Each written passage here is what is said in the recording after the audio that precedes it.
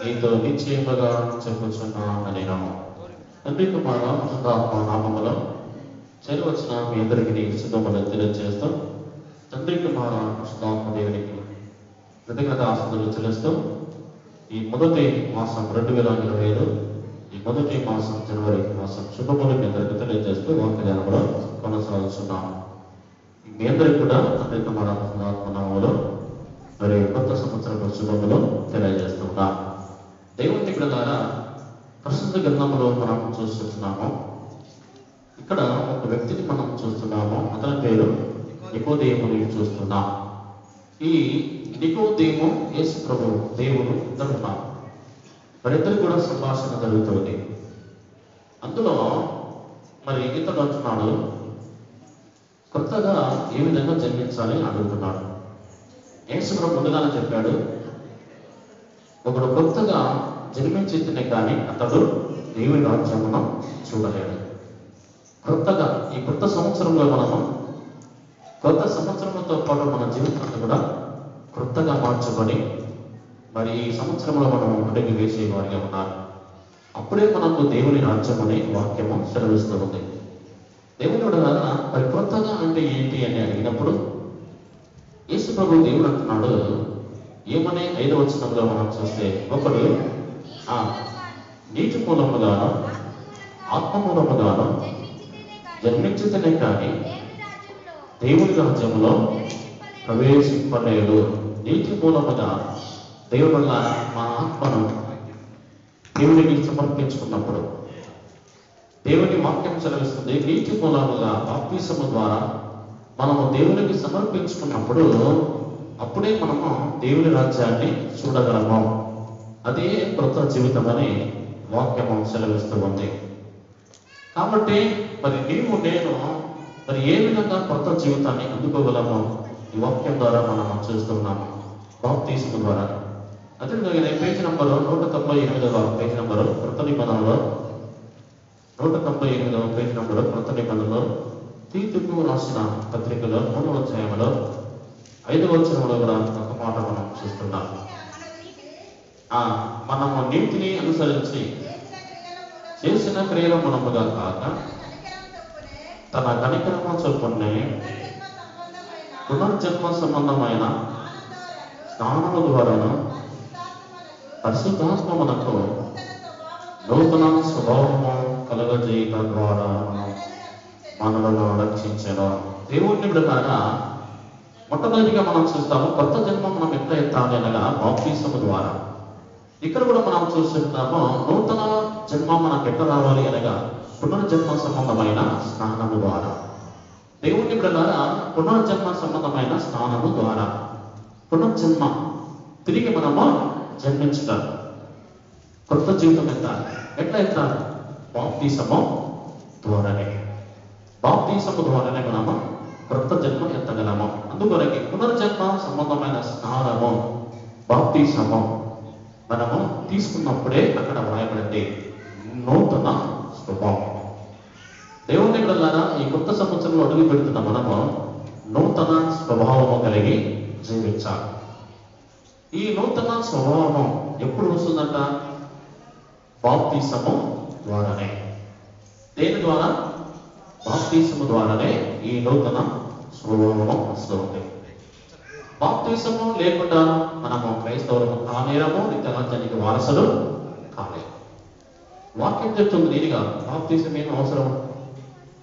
మంచిది మనసు ఉంటే కాదు చాలు కదా, భక్తుంటే చాలు కదా చాలా మంది అంటారు. కానీ మార్కు సువార్తలో మనం చూస్తాం బాప్తిసమే అంటారు క్రైస్తవులు అంటే. దేవుని రాజ్యమైన అయితేనేమి క్రైస్తవులు అయితేనేమి, క్రైస్తవులు కానీ దేవుని రాజ్యానికి చేరాలి.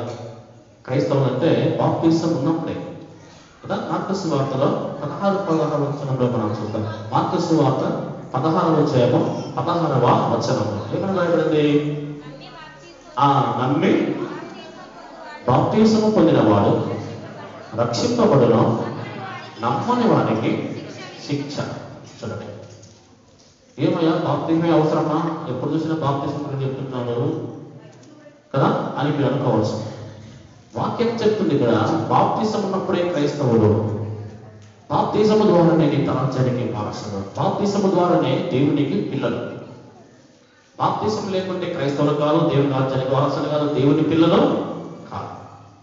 అందుకొరకే దేవుని వాక్యం సెలవిస్తుంది, యేసు ప్రభు దేవుడని నీవు విశ్వసించి నీ హృదయమాను ఆయనను అంగీకరించి, ఆయన దేవుడని అంగీకరించి బాప్తిసం తీసుకుంటే రక్షించబడతావు. బాప్తిసం లేకుంటే నీకు నిత్య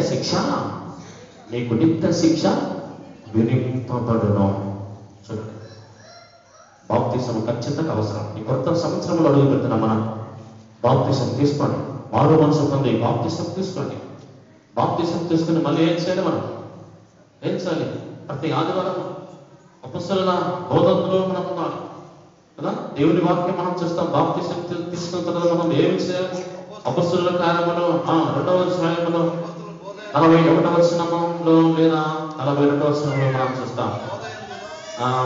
అపొస్తలుల కార్యములు 2వ అధ్యాయములో 42వ వచనములో మీరు అనగా బాప్తిసము తీసుకున్న తర్వాత అపొస్తలుల బోధ యందును సహవాస బంధను రొట్టె విరుచుట యందును ప్రార్థన చేయటం యందును ఎడతెగక ఉండాలి. చూడండి, బాప్తిసము తీసుకున్న తర్వాత ప్రభువుల సంస్కారము ఖచ్చితంగా మనము సమర్పించడం ఎడతెగక. నెలకోపరి కాదు, సంవత్సరానికోపరి కాదు. అక్కడ ఏమైనా భయపడింది? బాప్తిసం ప్రభువుల సంస్కారం ఎప్పుడు తీసుకోవాలంట? ఎడతెగకుండా. చాలా మంది నెలకోపరి తీసుకుంటారు, సంవత్సరానికోపరి తీసుకుంటారు. అని వాక్యం చెప్తుంది ఎడతెగకుండా ఎప్పుడు తీసుకోవాలంట. కానీ మనకు ఈ దేవుడు తిరిగి లేచిన దినము ఎప్పుడు? ఈ దినాన్ని మనము ఆచరిస్తున్నాం, పునరుత్థానం. ఈ పునరుత్థానమందు మనము ఖచ్చితంగా దేవుడి వెళ్ళాలి. ప్రతి ఆదివారం బాప్తిసం తీసుకోవాలి. బాప్తిసము తీసుకున్న తర్వాత ప్రతి ఆదివారము ఎడతెగకుండా ప్రభువుల సంస్కారంలో ఆయన రొట్టెను, ఆయన సహవాసాన్ని మనము సమర్పించుకోవాలి. అపొస్తలుల బోధ ఖచ్చితంగా మనం అనుసరించాలి. అప్పుడే మన సంఘము ఆదిమ క్రైస్తవ సంఘం లాగా ఉంటుంది. అప్పుడే మన సంఘము నిత్య రాజ్యానికి ఎత్తబడుతుంది. దేవుని విడలాగా. కాబట్టి మరి నీవు నేను మనమందరం కూడా మరి ఏం చేయాలి? నీవు నేను మనమందరం ఏం చేయాలి? వాక్యం చెప్తుంది, మనందరూ కూడా తెలుసు. అపొస్తలుల కార్యములో మనం చూస్తాం. మరి ఏం చేయాలి మనం? అపొస్తలుల కార్యములు 8వ అధ్యాయము 22వ వచనం. అపొస్తలుల కార్యములు 8వ అధ్యాయము 22వ వచనం. అపొస్తలుల కార్యములు 8వ అధ్యాయము 22వ వచనం.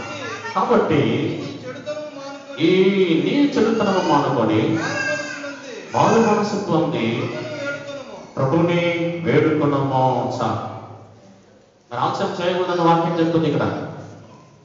ఎందుకంటే నిత్య శిక్ష మనకు వద్దు. ఈ కొత్త సంవత్సరంలో కొత్త జీవితం మనకి రావాలంటే దేని ద్వారా? పునర్జన్మ సంబంధమైన స్నాన బాప్తిసము, నీటి మూలముగా బాప్తిసము అవసరం. అప్పుడే నీవు కొత్తగా జన్మిస్తావు. అప్పుడే నీవు దేవుని రాజ్యానికి వారసులమని వాక్యం చెప్తుంది. మరి అట్టి రాజ్యానికి వారసులుగా ఉండాలంటే ఏమని రాయబడింది ఇక్కడ? నీవు తడవు చేయుట ఎందుకు? ఈ కొత్త సంవత్సరం వదిలిపెట్టిన మనము తడవు ఎందుకు చేస్తున్నాం? ఎందుకు ఆలస్యం చేస్తున్నాం? మరి ఎందుకు? అక్కడ దేవుని వాక్యం చెప్తుంది, నేను కాదు. కాబట్టి నీ చెడుతనము మానుకొని మారు మనసు పొంది ప్రభుని వేడుకొనము. దేవుని వాక్యం చెప్తుంది, దేవుని ప్రకారం మరి నీ చెడుతో మానుకొని మారు మనసు పొంది ప్రభుని వేడుకొనము. ప్రభుని వేడుకో, మారు మనసు పొందు, ప్రభుని వేడుకొని ఏం చేయాలి?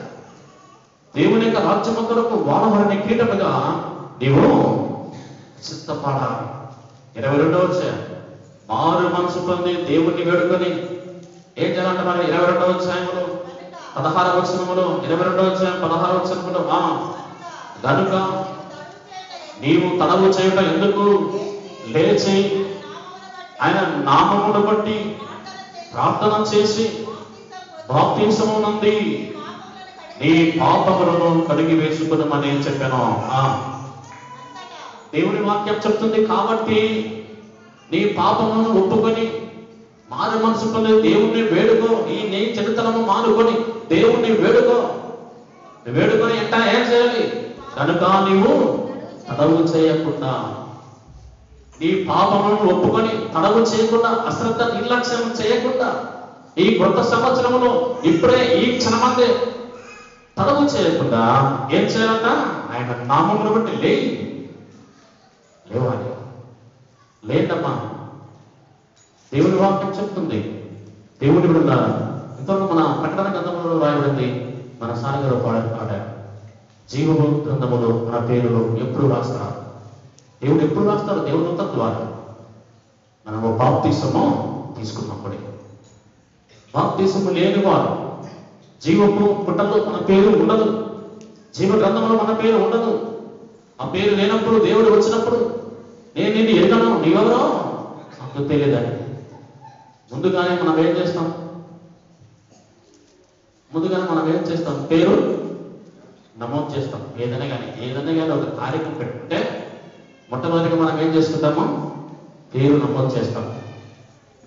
ఎవరైతే బాప్తిసము తీసుకుని దేవుడు మహత్తులు ఉంటారో దేవదూతలు మన పేరు రాసిస్తారంట. అప్పుడే ఆ పేరు రాసిన వాళ్ళని దేవుడు అప్పుడు అంతదిన ఆ శిక్షలో, ఆ తీర్పులు చూస్తారు. ఆ పేర్లు చూసి వారిని నిత్య నరకం నుంచి తప్పిస్తారు. మరి నీవు ఇంకా ఎంత ఆలస్యం, నిర్లక్ష్యం, అశ్రద్ధ, అందుకొరకే నీ పాపములను విడిచిపెట్టి నీ చెడుతనాన్ని మానుకొని దేవుణ్ణి వేడుకొని ఆయన వైపు తిరిగిన వెంటనే తడవు చేయకుండా, 22వ అధ్యాయము 16వ వచనంలో తడవు చేయకుండా ఆయన నామం బట్టి ప్రార్థన చేసుకుని బాప్తిసము తీసుకో. చూడండి, బాప్తిసము తీసుకో. దేవుణ్ణి వెళ్ళారా? అప్పుడే మనము నిజమైన క్రైస్తవులు. మనం ఎన్ని త్యాగాలు చేసినా, ఎన్ని పుణ్యకార్యాలు చేసినా, ఎంత భక్తి ఉన్నా, ఎన్ని వారు ప్రార్థనకు వచ్చినా, ఏమేమి చేసినా కూడా బాప్తిసం లేకుండా, ప్రభు వల్ల సంస్కారం లేకుండా ఇవేమి చేసినా క్రైస్తవులు కాదు, దేవుని బిడ్డ కాదు, దేవుని రాజ్యానికి వారసులలో కానే కాదు. ఖచ్చితంగా క్రైస్తవులు మనం క్రైస్తవులు కావాలి అంటే, మనం దేవుని పిల్లలు కావాలి అంటే, దేవుని రాజ్యానికి వారసులు కావాలి అంటే, దేవుని పిల్లల తడవు చేయకుండా లేచి దేవుని నామమున ఏం చేయాలి? బాప్తిసము పొందాలి. బాప్తిసం ఖచ్చితంగా పొందాలి. అసలు చేతండి. వాక్యం చెప్తుంది, నమ్మి బాప్తిసము పొందిన వాడు నమ్మకుండా బాప్తిసము లేని వానికి శిక్ష.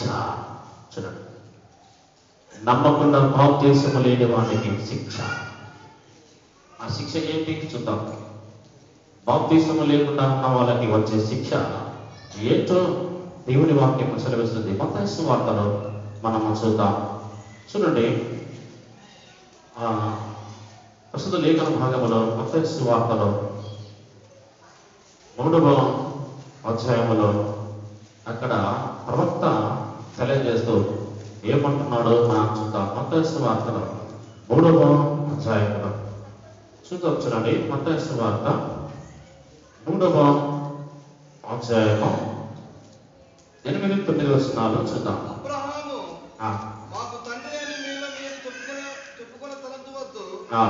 దేవుడి రాళ్ళ వలన అబ్రహామునకు పిల్లలను పుట్టింపగలడని మీతో చెప్పుచున్నాను. ఇప్పుడే గొడ్డలి చెట్టు వేరున ఉంచబడి ఉన్నది కనుక మంచి ఫలములు ఫలింపని ప్రతి చెట్టును నరకబడి అగ్నిలో వేయబడును. బాప్తిసము లేని వాళ్ళు మంచి ఫలము ఫలింపని వాడు. అదేవిధంగానే మత్తయి సువార్తలోనే 7వ అధ్యాయంలో 19వ వచనం చూస్తాం. అదే మత్తయి సువార్త 7వ అధ్యాయం 19వ వచనం, మంచి ఫలములు ఫలింపని ప్రతి చెట్టు నరకబడి అగ్నిలో వేయబడును. బాప్తిసము లేని వాళ్ళు నరకబడి ఎక్కడ పడతారంట? అగ్నిలో. బాప్తిసము లేని వాళ్ళను దేవుడు నరికి వేస్తారంట. నరికి ఎక్కడ వేస్తారంట? అగ్నిలో వేయబడును. మంచి ఫలములు ఫలింపని ప్రతి చెట్టు నరకబడి అగ్నిలో. అలాంటి శిక్ష మనకు వస్తారు. జాగ్రత్త. అంత తీర్పు అతి శీఘ్రముగా ఉంది. దేవుడికి వచ్చే దినము అతి త్వరగా ఉంది. ఆలస్యం అనేది, నిర్లక్ష్యం అనేది లేదు. పేతృపత్రికలో మనం చూస్తాం, ఆయన దొంగ వచ్చినట్లు వచ్చును. అదేవిధంగానే మార్కు సువార్త 1:14 చూస్తే కాలము సంపూర్ణమై ఉన్నది. తర్వాత ప్రకటన గ్రంథము 1:7 ఇదిగో ఆయన మేఘారుడై వచ్చుచున్నాడు. ఆయన వచ్చుచున్నాడు, మేఘారుడై వస్తున్నాడు. ఆ దినమున బాప్తిసము లేని వాడు, ప్రకటన గ్రంథం 1:7 ఆ దినమున బాప్తిసము లేని వాడని దేవుడు పిల్లారు. దేవుడు త్వరగా వస్తాడు. వచ్చినప్పుడు బాప్తిసం లేని వాడని ఆయన ఏం చేస్తాడట? చీల్చి వేయను సింహంగానే వస్తాడట. అప్పుడు అక్కడ ఏం చేస్తామంట? ప్రతి నేత్రము ఆయనను చూచును, ఆయన పుడుచును వాడడం చూచేటరు. చూడండి, భూజనులందరూ ఆయనను చూసి రొమ్ము కొట్టుకుంటారట. బాప్తిసము లేని వాళ్ళు, బాప్తిసము లేని వాళ్ళు, దేవుని సన్నిధికి రాని వాళ్ళు, ప్రభువుల సంస్కారం లేని వాళ్ళు ఆ దినమున వచ్చినప్పుడు, ఆయన మేఘాలుడై వచ్చినప్పుడు అలాంటి వారందరినీ కూడా ఆయన శిక్షకు తీసుకుని వెళ్తాడు. అప్పుడు ఆ శిక్షను చూసి అందరూ రొమ్ము కొట్టుకుని ఏడుస్తారట. ఎందుకు నాకు ఈ భయంకరమైన శిక్ష? రొమ్ము కొట్టుకుని ఏడ్చేదారు. మనకు ఎంత బాధ ఉంటే రొమ్ము కొట్టుకుంటారు. మన దమ్ములు కట్టుకున్న వ్యవస్థ కదా బాధ వచ్చినప్పుడు. దేవుడు రాడా అట్లాంటి భయంకరమైనటువంటి దుర్దశ రాబోతున్నారు. జెఫన్యా గ్రంథంలో మనం చూస్తాం 1:14 అక్కడ ఏమని రాయబడింది? జెఫన్యా ప్రవక్త చక్కగా రాస్తున్నాడు.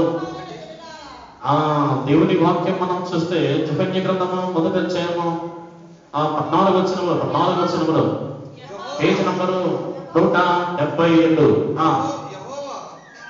772 క్షమించండి 772 పాత నిబంధన. యెహోవా మహాదినము సమీపమాయేను, యెహోవ దినము సమీపమై అతి శీఘ్రముగా వచ్చుచున్నది. చూడండి, దేవుని యొక్క దినము, యెహోవా మహాదినము ఎట్లా వస్తుందంట? సమీపముగా అతి శీఘ్రముగా వచ్చుచున్నది. వస్తే ఏం చేస్తుంట మరి? 18 చూస్తే యెహోవా ప్రతి దినమున తమ వెండి బంగారముల ద్వారానే తప్పింపలేకపోవను, రోసాగ్ని చేత భూమి ఎంతలో దహింపబడను, హఠాత్తుగా ఆయన భూనివాసముందని సర్వనాశనము చేయబోదినమ్మ వస్తుంది. చూడండి, హఠాత్తుగా దినము, ఆయన దినము, ఆయన మహాభయంకర దినము అతి త్వరగా వస్తుందట. అతి త్వరగా వస్తుందట. ఆ దినమున పాపము చేసిన వారందరినీ, బాప్తిసం లేని వారందరినీ ఆయన సర్వనాశనము చేసే దినము. యెహోవా మహాభయంకర దినము అతి శీఘ్రముగా వచ్చుచున్నది. చూడండి, ఈ కొత్త సంవత్సరంలో ఆ మహాభయంకర దినానికి దూరంగా ఉందామా? ఆ నిత్య శిక్షకు దూరంగా ఉందామా? ఆ గుడ్డని ఏం చేస్తుంది? ఫలింపని వారిని నరికి వేసి అగ్నిలో వేస్తుందంట. దేవుని యొక్క గుడ్డని. దేవుడు వెళ్ళారా? మరి నువ్వు నేనేం చేస్తున్నా? ఇలాంటి భయంకర ముగ్గులతో తప్పించుకోవడానికి సిద్ధపడడానికి ఉన్నామా? ఆ భయంకరమైనటువంటి ప్రాణయాజ్ఞలో యాత్ర చెందకుండా తప్పించుకోవడానికి మనం రెడీగా ఉన్నామా లేదా? మనం ఏం చేసుకోవాలి? పరిశీలించుకోవాలి. దేవుడు మనకందరూ కూడా తెలుసు. ఇక్కడ మనం చూస్తాం లూకాసు వార్తలో ఎవరిని మనం చూస్తాం? ధనవంతుడు బీదవాడు. ధనవంతుడు బీదవాడు. దేవుడు నమ్ముకుని బాప్తిసం తీసుకున్నవాడు ఎక్కడికి వెళ్ళాడు? పరలోకానికి వెళ్ళాడు. దేవుడు నమ్మకుండా బాప్తిసం లేకుండా సోమరితనము, అశ్రద్ధ, నిర్లక్ష్యం కలిగి ఇష్టానుసారంగా జీవించిన ఆ భక్తిహీనుడు, ఆ భక్తిహీన క్రైస్తవుడు ఎక్కడ వెళ్ళాడంట? నరకానికి వెళ్ళాడు. వేషధారణ క్రైస్తవత్వం. బాప్తిసం తీసుకున్నాడు బాబు, దేవుడి సన్నిధికి రండి, ప్రభువులో ఆయన రక్త మాంసంలో చేయి వేయండి, దేవుడు రాకడ వస్తుంది కదా, మారు మనసు పొందండి, దేవుడి వైపు చూడండి, ఈ లోకానికి పాపానికి దూరంగా ఉండండి, మంచి మార్గంలో ఉండండి, దేవుడి వైపు చూడండి, నీతిమంతులుగా ఉండండి, నీతిగా ఉండండి, మంచి క్రైస్తవులుగా మంచి పేరు సంపాదించుకోండి ఎంత చెప్తే కూడా వినకుండా వాడు ఏం చేసినాడంట? అశ్రద్ధ, నిర్లక్ష్యం, సోమరి, తర్వాత ఇంకేంటి? వేషధారణ కలిగి చనిపోయాడు. చనిపోయిన తర్వాత ఎక్కడ ఉన్నాడంట? నరకములో, పాతాళములో అని రాయబడింది. ఎక్కడ? పాతాళం. ప్రార్థన చేస్తున్నాడంట. అయ్యో నిజంగా నేను చెప్తే వినలేదు, నన్ను పంపిస్తే నేను వెళ్తాను. నన్ను చూశాను మా వారు రక్షణ పొందుతారేమో, ఎందుకంటే నేను చూశాను కదా, నన్ను పంపబోయాను అయితే. దేవుడు అంటున్నాడు, సమయం అయిపోయింది. అక్కడ చెప్పేటువంటి పాస్టర్లు అనేకులు ఉన్నారు. వాళ్ళ మాటలు విని ఇంటి వారు వారు మనసు పొందితే మంచిది, లేకపోతే వారు కూడా నీలాగనే నరకానికి వెళ్తారు. అయ్యా పంపించయ్యా, నన్ను చూసిన వారు మనసు పొందుతారేమో, ఎందుకంటే నన్ను చూస్తారు, నేను చూసినాను కదా, చనిపోయిన పాతల వెంట చూశాను కదా, నన్ను బట్టి ఖచ్చితంగా వారు మనసుతారు పంపి అన్నప్పుడు దేవుడు అంటున్నాడు, నాకు నీకు మధ్యన మహా అగాధపు ఉన్నది. ఇక్కడ వాళ్ళు అక్కడికి పోలేరు, అక్కడ వాళ్ళు ఇక్కడికి రాలేదు. చూడండి, అగాధం పెట్టాడు. వాళ్ళేమో పోలేదు, ఒకవేళ పోవచ్చేమో, కానీ అగాధం పెట్టాడు దేవుడు, కాకుండా అడ్డుపట్ట వేశాడు. దేవుడి ప్రకారం అదుపులకే ఇదే మిక్కిలి అనుకూల సమయం, ఇది ఏ రక్షణ దినం. ఈ దినమందు నీ ప్రభుని వేడుకున్నాడు. ఎందుకంటే దేవుని యొక్క రాత్రి ఎప్పుడు వస్తుందో మనకు తెలియదు, మనం ఎప్పుడు చనిపోతామో మనకు తెలియదు. బ్రతికినప్పుడే మనం ఏం చేయాలంట, మారు మనసు పొందాలంట, బాప్తిజం తీసుకోవాలంట. ప్రతి ఆదివారం చర్చకు వచ్చి ప్రభువుల సంస్కారం వచ్చి ఆదివారం ఆచరించాలి. మనం ఆదివారము చర్చికి రావాలి, ఖచ్చితంగా రావాలి. ఆదివారం చర్చికి రాకుండా ప్రభువుల సంస్కారం లేకుండా మరి నీవు ఎంత చేసిన భక్తి, ఎంత భక్తి కలిగి ఉన్నా కూడా నువ్వు క్రైస్తవుడు కాదు, పరలోక రాజ్యానికి వారసుడు కాదు. దేవుడి వల్ల ఆదివారమే మంచి దినం అని ఏం చేస్తుంటారు, ముహూర్తాలు పెట్టుకుంటుంటారు చర్చికి రాకుండా. ఆదివారం మంచి దినం అని ఏం చేస్తారు, ప్రయాణం చేస్తారు. ఈ దినం మంచి దినం కదా, ఆదివారం ఏం చేస్తారు, ఏమనుకున్నా కదా అది ఆ రోజు చేసుకుంటారు మంచి దినం అని. కానీ ఆ దినము నువ్వు ఏ పని తలపెట్టుకున్నా నువ్వు శాపగ్రస్తుడు, ఆ పని నెరవేరదు. ఆ దినం ప్రయాణం చేసినా కూడా నీ ప్రయాణం ఏమైతే తెలియదు. ఆ దినం నువ్వు ఏ పని చేసినా కూడా దేవుడి దృష్టికి అది శాపమే. కాబట్టి ఆదివారము నువ్వంతా వదులుకొని సిద్ధపడి దేవుని మందిరంలో ప్రవేశించి దేవుడితో సహవాసం చేసినప్పుడే దేవుడికి ఆశీర్వాదం ఇస్తాడు. ఆదివారం మనం ఇష్టం వచ్చినట్టు ఇష్టానుసారంగా చర్చికి రాకుండా కదా కాలక్షేపణ చేస్తే నువ్వు శాపగ్రస్తం, నువ్వు దేవుడిని దీవించడు, శపిస్తాడు. అందుకొరకే విశ్రాంతి దినాన్ని పరిశుద్ధముగా ఆచరించుడి. దేవుడి బిడ్డలారా, మరి నువ్వేం చేస్తున్నావు? చర్చకు వస్తున్నావు ఆదివారం, కనీసం మనం దినం రావడం లేదు కదా. ఎప్పుడు వస్తున్నాం మనం చర్చికి? 7 వారములకు 7 దినాలకు ఒక్కరోజే చర్చికి వచ్చింది. 7 దినాలకు ఒక్కరోజు చర్చికి వస్తే మళ్ళీ మిగతా రోజులలో వెళ్ళొచ్చు కదా, ఇష్టం వచ్చిన చోటుకి వెళ్ళొచ్చు కదా. ఒక్కరోజు ఎందుకు చర్చికి రావడం? అంత బిజినెస్ ఉంటుందని, అంత పెద్ద వ్యాపారమా? దేవుడు వెళ్ళారా? మరి ఏమి లేదు, అంతా కూడా కల్పన కథమే, అంతా కూడా వ్యర్థమైన జీవితమే. చర్చికి రావడానికి మనం అంతా నిర్లక్ష్యం. అందుకొరకే దేవుడి వాక్యం సెలవిస్తుంది, వాక్యం చెప్తుంది, ప్రతి ఆదివారం అపోస్తుల భోజనంలో, రొట్టె విరచడంలో, ప్రార్థన చేయటంలో ఎడతెగక ఉండాలి. ప్రతి ఆదివారం ఈ పని చేయాలంట మనం. మరి ఎంత మంచి సంఘం, ఎంత పెద్ద సంఘం, ఎంతమంది వచ్చారు చర్చకి? ప్రభువుల సంస్కారం ఎంతమంది చేసుకుంటారు? ఎంతమంది బాప్తీసం తీసుకుని ప్రభువుల సంస్కారం చేస్తారు? చేతులంటే వాళ్ళే క్రైస్తవులు, ఇక్కడ వారే సంఘం. దయచేసి ఎంతమంది బాప్తీసం తీసుకున్నారో, ఎంతమంది ప్రభువుల సంస్కారం చేస్తున్నారో చేయతాడే ఎత్తాలి. చూడండి, మిగతా వాళ్ళ సంగతి ఏంటి? దేవుడి వల్ల ఖచ్చితంగా దేవుడు వైపు చూడండి. వాక్యం చెప్తుంది, తలపు చేయడం ఎందుకు? లేచి లే నీ పాపం ఒప్పుకొని యేసుక్రీస్తు దేవుడిని విశ్వసించి బాప్తిసము తీసుకో. తడవు చేయడం ఎందుకు? ఎందుకు తీసుకోవాలి? యెహోవా మహాభయంకర దినము అతి శీఘ్రము వచ్చుతున్నది. ఆ దినమున పాపము బాప్తిసము లేని వాళ్ళని, ప్రభువుల సంస్కారం లేని వాళ్ళని, పాపము చేస్తున్న వారిని, దేవుని మార్గంలో ఉన్న వారిని ఆ దినమున ఆయన ఏం చేస్తాడట? శిక్షించుటకు వచ్చును.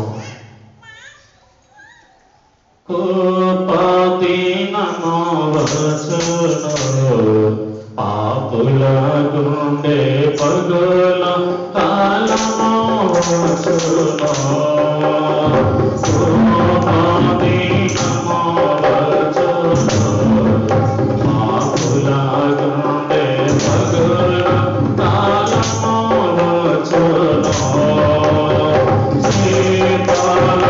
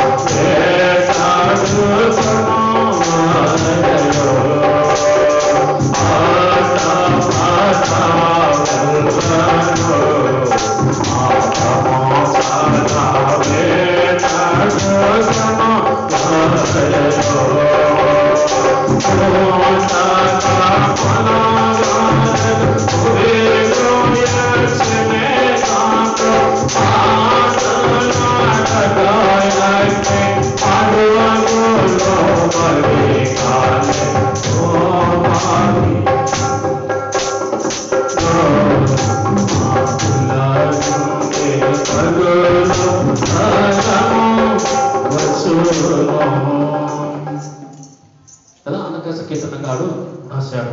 కోప దినము వచ్చును ఆపుల గుండె పగలగొట్టే కాలం వస్తుందట. దేవుడి కొరకు మేఘారుడై వచ్చును.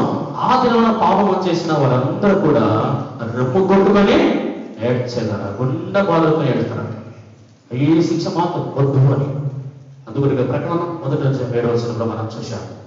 కోప దినము వచ్చును. బాప్తిసం లేని వాళ్ళు, ప్రభువుల సంస్కారం లేని వాళ్ళు, ఆదివారం చర్చికి రాని వాళ్ళు, వారందరినీ కూడా దేవుడు ఆ దినమున వారి గుండెను చీల్చివేయే కోప దినము వచ్చును. కాబట్టి మరి నీవు నేను ఏ విధంగా ఉన్నాం? సంఘమును ప్రేమిస్తూ ప్రతి ఆదివారం చర్చికి వస్తూ దేవునికి లోబడి బాప్తిసము తీసుకొని ప్రతి ఆదివారం సహవాసం కలిగి ఈ లోకానికి పాపానికి దూరంగా ఉండి మంచి క్రైస్తవులుగా నీతిని అనుసరిస్తూ దేవుని యొక్క రాజ్యము కొరకు పరిశుద్ధమైనటువంటి ప్రవర్తన, నీతికరమైనటువంటి జీవితము, మంచి క్రైస్తవులుగా సిద్ధపడుతున్నామా? ఆ విధంగా సిద్ధపడినప్పుడే దేవుడు ఆ నిత్య తీర్పు నుంచి, ఆ శిక్షను తప్పించి పరలోక రాజ్యానికి వారసుడుగా చేస్తాడు. అందుకొరకు చూద్దాం. చూడండి, ప్రకటన గ్రంథంలో ఒక మాట మనం చూస్తాం. ప్రకటన గ్రంథము దేవుని వాక్యాన్ని మనము ధ్యానం చేసుకుందాం. ప్రకటన గ్రంథంలో 3వ అధ్యాయం, ప్రకటన గ్రంథము 3వ అధ్యాయములో 12వ వచనం చదువుదాం. జయించు వానిని నా దేవుని ఆలయంలో ఒక స్తంభముగా చేసేదను.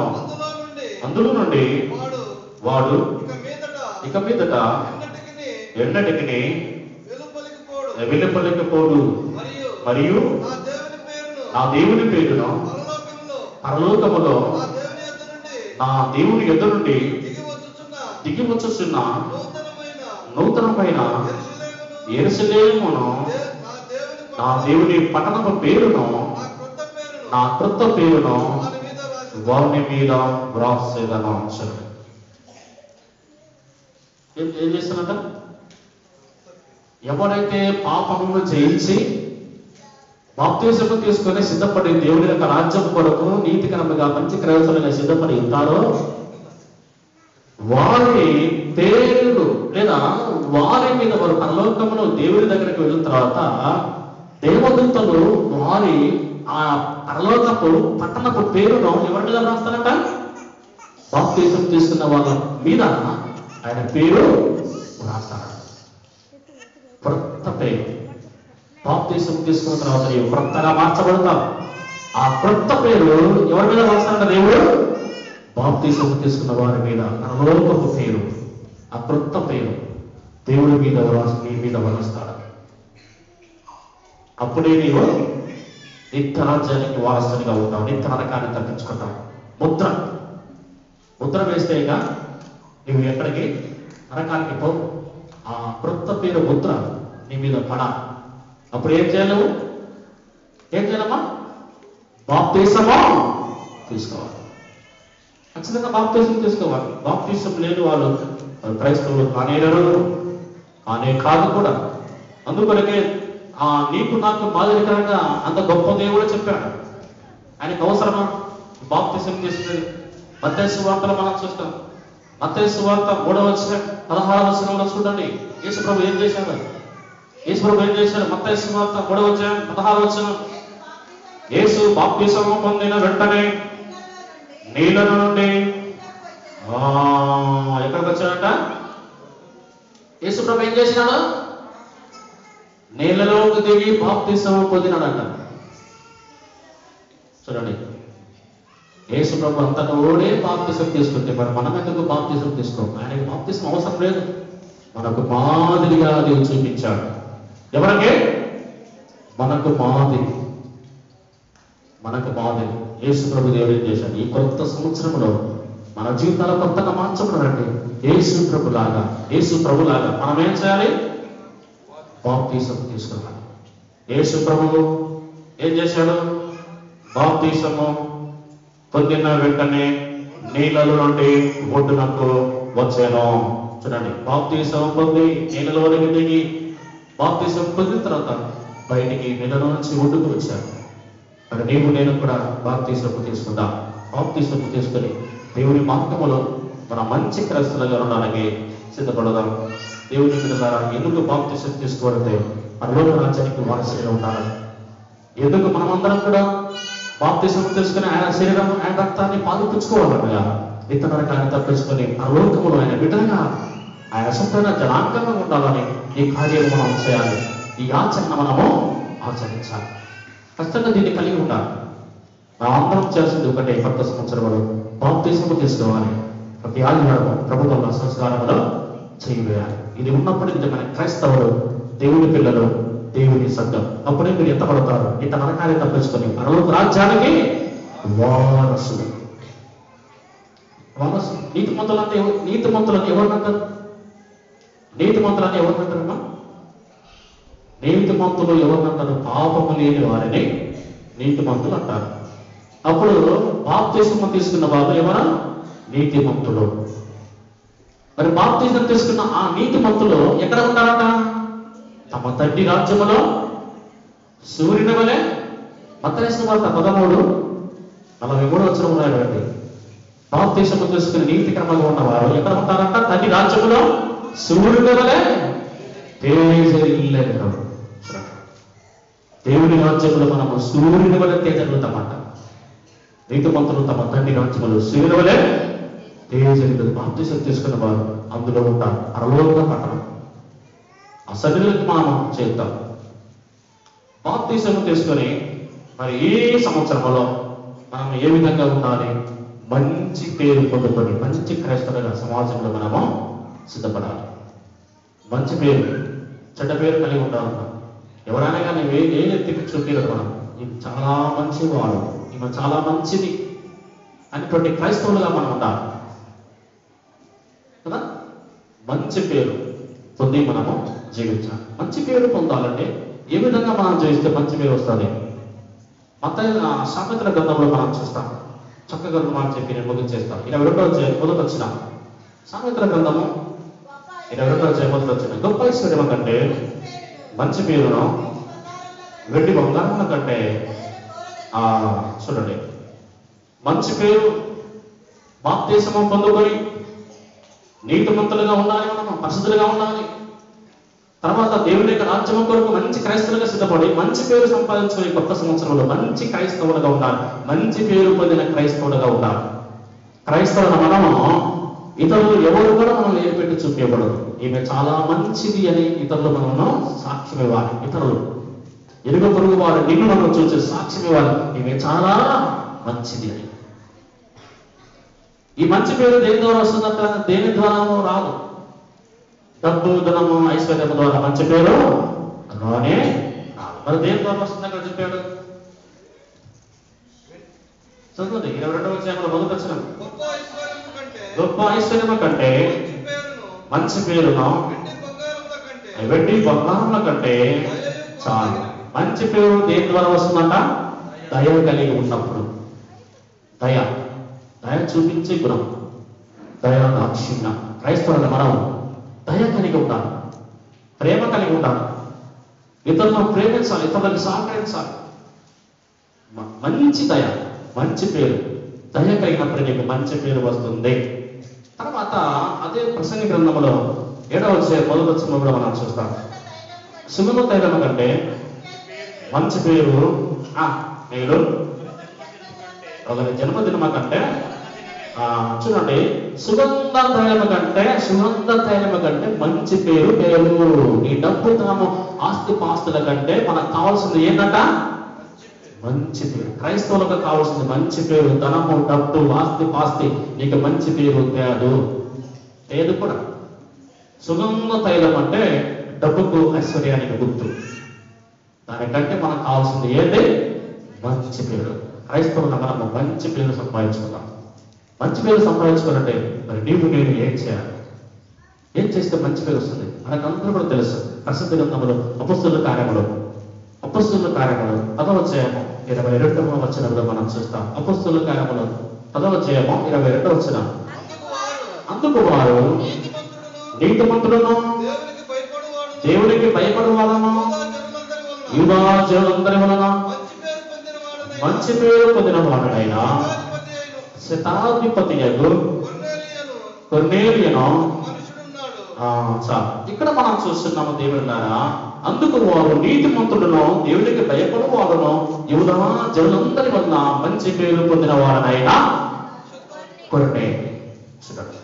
దేవుని ద్వారా మంచి పేరు వచ్చింది. ఎందుకంటే సమాజంలో మంచి పేరు సంపాదించి క్రైస్తవులు మనము కూడా కొత్త సంవత్సరంలో బాప్తిస్మము తీసుకొని ప్రతి ఆదివారం ప్రభువులో సంస్కారం చేయవచ్చు. లోకానికి పాపానికి దూరంగా ఉంది, దేవుని యొక్క రాజ్యము కొరకు నీతికరంగా ఎదురు చూస్తూ ఉండే మంచి పేరు సంపాదించుకోవాలి. అలాంటి మంచి పేరు మనకు ఎప్పుడు వస్తుంది?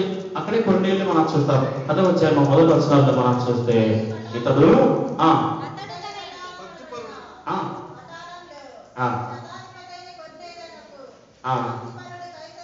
ఉండేను. అతను ఏ విధంగా ఉన్నాడు? 2వ వచనంలో అతను తన ఇంటి వారంతా కూడా దేవుని యందు భయభక్తులు కలవాడై ఉండి ప్రజలకు బహు ధర్మములు చేయొచ్చు ఎల్లప్పుడూ ప్రార్థన. దయ, సుగంధ తైలం కంటే మంచి పేరు కదా అని రాయబడింది. సామెతల గ్రంథంలో 22వ అధ్యాయం మొదట మనం చూసాం. దేని ద్వారా మంచి పేరు వస్తుందని అక్కడ చదివాము? దయ దాక్షిణ్యం కలిగి ఉన్నాడు. ఇక్కడ కొర్నేలి దయ కలిగి ఉన్నాడు కాబట్టి సమాజంలో మంచి పేరు వచ్చింది. దేని ద్వారా మంచి పేరు వచ్చిందంటే తన బతికిన కాలం అంతా ఇతరులను ప్రేమించాడు, ఉన్నదాన్ని ఇతరులకు సాయం చేశాడు, ప్రార్థన. తర్వాత నీతిగా ఉన్నాడు. నీతి అంటే ఏంటి? పాపము లేకుండా మంచి క్రైస్తవులుగా జీవించాడు. ఆ విధంగా జీవించాడు కాబట్టి కొన్నేళ్ళకి సమాజంలో మంచి పేరు వచ్చింది.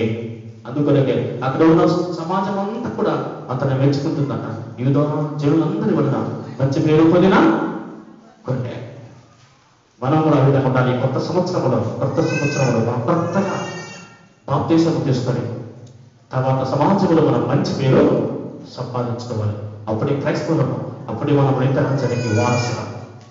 తర్వాత దేవుని విడతారా ఇంకొక మాట మనం చదువుతుందాం. ప్రస్తుత లేఖన భాగంలో ఇంకొక వ్యక్తిని జ్ఞాపకం చేస్తున్నాం. అదే అపోస్తలుల కార్యగ్రంథంలో చూద్దాము. అపోస్తలుల కార్యములో 22వ అధ్యాయము 13వ వచనం చదువుదాం. అపోస్తలుల కార్యములో 22వ అధ్యాయము 12వ వచనం.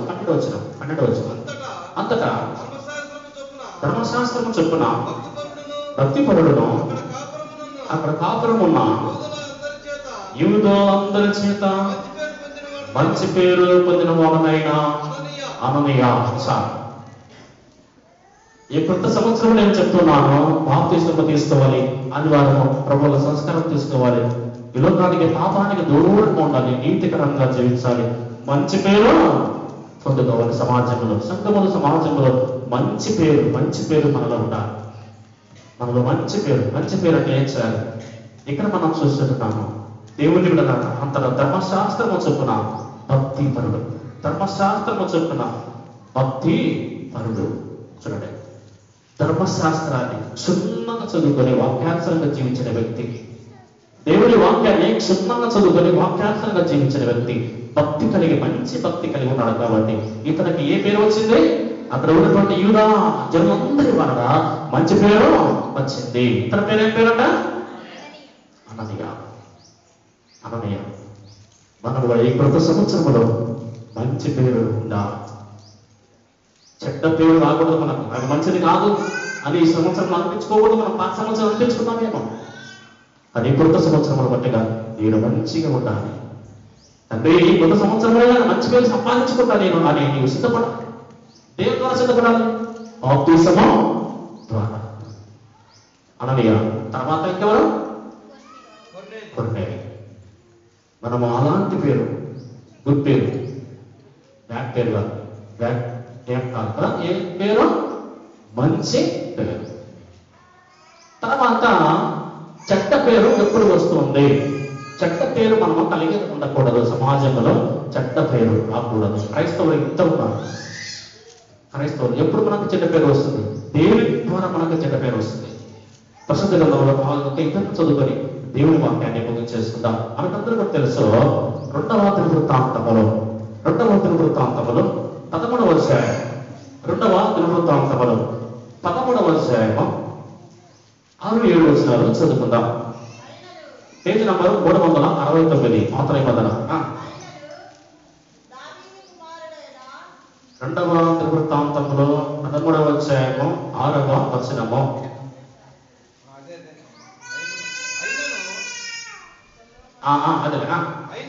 అయినను దావీదు కుమారుడైన సొలొమోనుకు దాసుడునగు నేబాతు కుమారుడగు యెరొబాము పనికి మాలిన దుష్టులతో కలిసి లేచి తన యజమానుల మీద తిరుగుబాటు చేసేను. ఇక్కడ ఒక వ్యక్తిని మనం చూస్తున్నాం. ఇతను ఎవరంటే సొలొమోనుకు సేవకుడు. సొలొమోనుకు సేవకుడు ఎవరు? ఇతని పేరు ఏంటంట? యెరొబాము. ఈ యెరొబాము కాలములోనే రాజ్యము రెండుగా చీలిపోయింది. ఒకటి యూదా రాజ్యము, రెండవది ఏ రాజ్యము? ఇశ్రాయేలు రాజ్యం. అంటే ఇతని ద్వారా కాదు, ఎవరి ద్వారా? సొలొమోను ద్వారా. ఎవరి ద్వారా? సొలొమోను ద్వారా. సొలొమోను పాపం చేసిన కారణాన్ని బట్టి. తర్వాత దేవుని బిడ్డలారా, అతని దగ్గర మంచి సేవ చేస్తున్నాడని దేవుడు మెచ్చుకొని 2 రాజ్యాలు చేసి, ఒక రాజ్యాన్ని సొలొమోనుకి ఇచ్చాడు, ఈయన రాజ్యాన్ని. ఇశ్రాయేలు రాజ్యాన్ని ఎవరికి ఇచ్చాడు?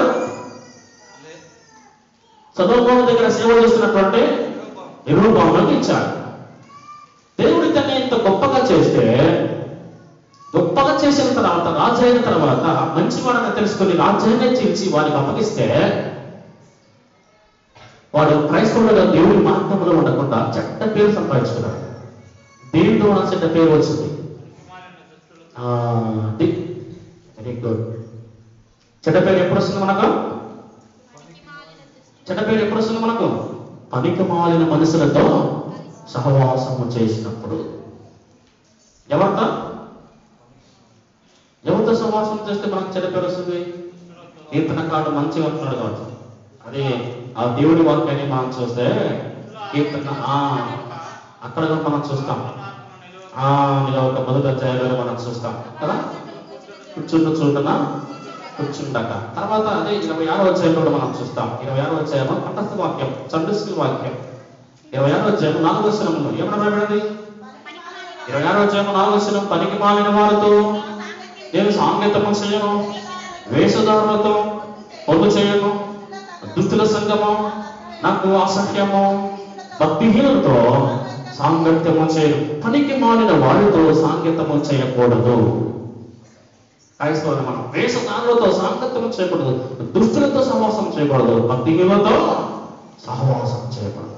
ఒకవేళ సహవాసం చేస్తే నీకు ఏ పేరు వస్తుంది? చెడ్డ పేరు. అదే పని చేశాడు వీడు. ఎవరు? ఇశ్రాయేలు రాజు, మొదటి రాజు. ఇశ్రాయేలుకు మొదటి రాజు ఎవరు? యెరొబాము. యెరొబాము తప్పు క్రియలు చేసి, పాపము చేసి, లోకములో మనుషులతో సహవాసం చేసి చెడిపోయి చెడ్డ పేరు సంపాదించుకున్న యెరొబాము. పనికి మాలిన దుష్టులతో సహవాసం చేసి చెడ్డ పేరు సంపాదించుకున్న యెరొబాము. తర్వాత ఇతని గురించి రాయబడింది. అతని నుంచి వచ్చిన ఏ రాజు వచ్చినా, అతని తర్వాత ఏ రాజు వచ్చినా ఈ యెరొబాము లాంటి వాళ్ళే చెడిపోయారని రాయబడింది. ఇశ్రాయేలు యొక్క రాజుల గురించి. ఇశ్రాయేలు రాజులు పరిపాలన చేశారు. అతని తర్వాత అందరూ వచ్చారు. వచ్చిన తర్వాత ఏ రాజుల గురించి చెప్పినా యెరొబాములాగా చెడిపోయి రాయబడింది. అంటే అందరికి మూలముగా ఉండిపోయాడు చెడుపనులు చేసి ఈ యెరొబాము సొలొమోను సేవకుడు. మనము ఎప్పుడు మనకు చెడ్డ పేరు వస్తుందనగా లోకముతో సహవాసం చేసినప్పుడు చెడ్డ పేరు వస్తుంది. ఆ విధంగా లోకముతో సహవాసం చేయడం. తర్వాత ఒక మాట చదివి దేవుడి వాక్యాన్ని నేను బోధించేస్తాను. అదే విధంగానే పరిశుద్ధ గ్రంథంలో అదే అధ్యాయంలో మనం చదువుకుందాం. అదే అధ్యాయం 33వ అధ్యాయం, అదే గ్రంథము 33వ అధ్యాయము 21వ వచనం. 33వ అధ్యాయము 21వ వచనం. ఆమోను ఏలును ఆరంభించినప్పుడు 22 ఏళ్ల వారై యెరూషలేములో 2 సంవత్సరములు ఏలెను. అతడు తన తండ్రి అయిన మనష్షే నడిచినట్టు యెహోవా దృష్టికి చెడునతో నడిచెను. తన తండ్రి అయిన మనష్షే చేయించిన చెక్కుడు విగ్రహములన్నిటికీ బలులు అర్పించుచు పూజించెను. తన తండ్రి అయిన మనష్షే గుణపడినట్లు యెహోవా సన్నిధిని గుణపడుకొను ఈ ఆమోను అంతకంతకు ఎక్కువ ద్రోహ కార్యములను చేయించు వచ్చెను. చూడండి, ఈ ఆమోను ఎవరు? మనష్షే ఎక్కడ ఉన్నాడు? 33వ అధ్యాయం మొదటి వచనంలో మనష్షే ఏలును ఆరంభించినప్పుడు, మనష్షే మంచి రాజు. మనష్షే వాడు తప్పు చేసి మళ్ళీ దేవుడు అని శిక్షించాలనుకున్నప్పుడు తప్పును ఒప్పుకొని దేవుడు వైపు తిరిగాడు. 11-12 వచనాల్లో 33వ అధ్యాయం 11-12 వచనాలు దేవుడి వైపు తిరిగాడు. కానీ ఈ ఆమోను ఆ విధంగా తిరగకుండా ఏం చేసినాడట? ఈ ఆమోను చెడు నడత నడిచాను. చూడండి, తన తండ్రి మనస్సుని నడిచినట్టు యెహోవా దృష్టికి చెడు నడత నడిచెను. ఏ నడత నడిచానంట? చెడ్డ పేరు సంపాదించుకున్న యూదా రాజైన ఆమోను. చూడండి, చెడ్డ పేరు నడుచుకుంటూ పాపం చేస్తూ ఇష్టాంతరంగా జీవించాడు. మళ్ళీ గద్దిస్తే దేవుడు అతను పశ్చాత్తాపడకుండా, గుణపడకుండా, దేవుడి సన్నిధిలో పశ్చాత్తాపడకుండా ఇష్టాంతరంగా ప్రవర్తిస్తూ ఇష్టాంతరంగా చెడ్డ పేరు తెచ్చుకొని వచ్చాడు. ఆ చెడ్డ పేరు దేని వరకు నడిపించింది? ఆ చెడ్డ పేరు అతనికి దేని వరకు నడిపించింది? అక్కడ రాయబడింది 24వ వచనం చూస్తే, ఆ 22వ వచనం చూస్తే అతని శేలుకు అతని మీద కుట్ర చేసి అతని నగరం నుండి అతని చంపింది. చూడండి, ఈ చెడ్డ పేరు అనేది ఎక్కడికి వచ్చింది? తన దగ్గర ఉన్న స్నేహితుడు అతన్ని చంపారట. ఒకవేళ అనుకోవచ్చు, స్నేహము చేస్తే, లోకములు పాపము చేస్తే, చెడు క్రియలు చేస్తే నేను మంచిగా ఉంటాను అనుకోవచ్చు. వారే నీకు శత్రువులై నీకు ఊరి అవుతాను. దేవుడు అందుకొరకే మనకు సమాజంలో చెడ్డ పేరు రాకూడదు. ఏ పేరు కావాలి? మంచి పేరు. చెడ్డ పేరు వచ్చినటువంటి సొలొమోను సేవకుడు యెరొబాము ఏమయ్యాడు? పతనమైపోయాడు. యెరొబాము తర్వాత ఇక్కడ యూదా రాజు అయిన ఆమోను చెడు నడత నడిచి పాపము చేసి చెడ్డ పేరు సంపాదించుకున్నాడు. అతడు పాపము చేయడమే కాకుండా దేవుని విడిచి ఇతర దేవతలను ఏం చేసినాడ? పూజించాడు. దేవుడైన యెహోవా దేవుడు, మంచి దేవుణ్ణి, గొప్ప దేవుని విడిచి ఏం చేసినాట? ఇతర దేవుళ్ళను పూజించాడు. పూజించడమే కాకుండా చెడు పనులు, తప్పు క్రియలు చేస్తూ జీవించాడు. లోకంతో సమానం చేసి చెడ్డ పేరు సంపాదించుకున్నాడు. ఆ చెడ్డ పేరు తన దగ్గర ఉన్న మనుషుని అతను ఏం చేశారు? చంపి పాతిపెట్టాడు. ఒకవేళ చెడ్డ పేరు ఏమి చేస్తుందో మనకు తెలియజేస్తుంది. కాబట్టి చెడ్డ పేరు ఈ సంవత్సరంలో మనకు ఉందనే ఉండాలి. ఏ పేరు ఉండాలి మనకు? గుడ్ నేమ్, మంచి పేరు. మంచి పేరు ఎవరు పొందుతున్నారు? కొర్నేలి, తర్వాత అననీయ. కొర్నేలి ఎందుకు వచ్చింది మంచి పేరు? బ్రతికిన కాలం అంతా కూడా ఇతరులను ప్రేమించాడు, ప్రార్థన ఉంది, నీతికరంగా ఉన్నాడు. కాబట్టి కొర్నేలికి మంచి పేరు వచ్చింది. తర్వాత ఇంకెవరు? అన్నయ్య ధర్మశాస్త్రాన్ని క్షుణ్ణంగా చదువుకుని వాక్యానుసారంగా జీవించిన వ్యక్తి, దేవుడికి లోబడి జీవించిన వ్యక్తి. అందువలకే అననీయకు తన ఉన్నటువంటి ప్రాంతములో ఏ పేరు వచ్చింది? మంచి పేరు. ఈ పేరు మనం సంవత్సరం కలిగి ఉంటామా? మంచి పేరు. మొట్టమొదటిగా మనం ఏం చేయాలి? క్రైస్తవ మనం ఏం చేయాలి? బాప్తిసము తీసుకోవాలి. బాప్తిసము తీసుకుని ఏం చేయాలి? ప్రతి ఆదివారం ప్రభువుల సంస్కారములు చేయాలి. తర్వాత ఈ లోకానికి, పాపానికి దూరంగా ఉండాలి. నీతిమంతులుగా, మంచి క్రైస్తవులుగా దేవుని రాజ్యము కొరకు ఎదురు చూస్తూ, తర్వాత క్రైస్తవులు మనము ఆ విధంగా ఉంటూ మళ్ళీ దేని కలిగి ఉండాలి? మనము మంచి పేరు కలిగి ఉండాలి. సమాజంలో మంచి పేరు, ఆ పేరే పరలోకములో జీవపుటలో ఈ పేరు, ఆ మంచి పేరు ఉన్నప్పుడే జీవ గ్రంథములో ఈ పేరు దేవుడు రాస్తాడు. మంచి పేరు ఉన్నప్పుడే జీవ గ్రంథములో దేవుడు ఈ పేరు రాస్తాడు. అలాంటి పేరు సంపాదించుకుందాం, బాప్తిసం తీసుకుందాం, ఈ లోకానికి, పాపానికి దూరంగా ఉందాం, ఇతర రాజ్యానికి వారసులు రావడానికి సిద్ధపడదాం. దేవుడికి ఎప్పుడు వస్తారో మనకు తెలియదు, ఎప్పుడు చనిపోతామో తెలియదు. ఆయన మహాభయంకరుడై అతి త్వరగా వస్తున్నాడు.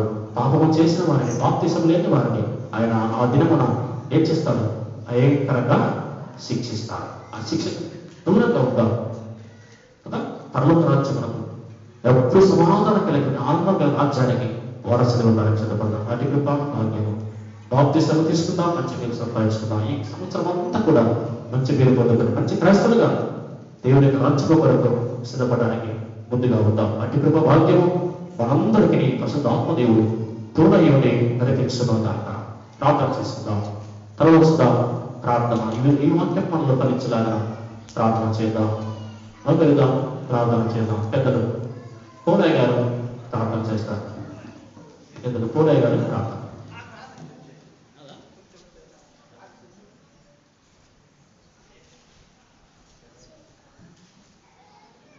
తలవస్తాం, ప్రార్థన చేసుకుందాం. అందరూ వెళ్దాం. ప్రార్థన. సహోదరుడు ఆదయ్య గారు ప్రార్థన చేస్తారు. నేర్చుకోవాలి, 10 సంవత్సరం ముందరే ప్రార్థన నేర్చుకోవాలి.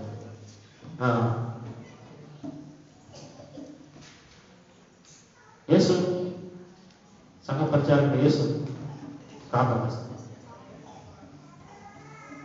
యేసు ప్రార్థన.